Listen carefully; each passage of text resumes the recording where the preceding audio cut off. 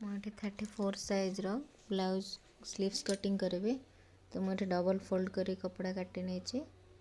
तो ये सीधारे देखिए आप स्लीव्स कटिंग पे कपड़ा ठीक अच्छे कि नहीं। जदि साइज न तो सीधा कर काटिदेवे।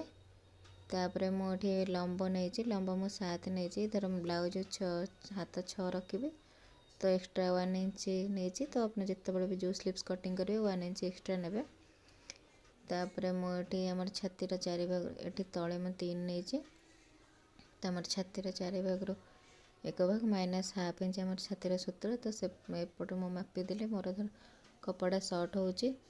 तो 34 साइज छातीर 4 भाग 1 भाग माइनस हाफ इंच आप करदे जी भी होने से मार्क करेंगे। तापर मुझे तले महुरी मार्क कली। महुरी मुझे 6 नेली एक्स्ट्रा 2 इंच नहीं। मोर कपड़ा सर्ट अच्छे तो मुझे जॉइंट करी।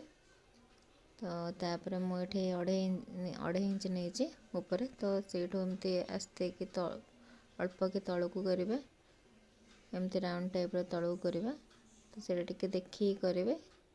तापर मु कटिंग करची। तो आम जो एबे मु बैक साइड फ्रंट साइडटा बाहर करी। तापर जो एमती मार्किंग मु करी तो सेटा को मु काटिदेला आमर इजिली फ्रंट साइड बाहर आसवा।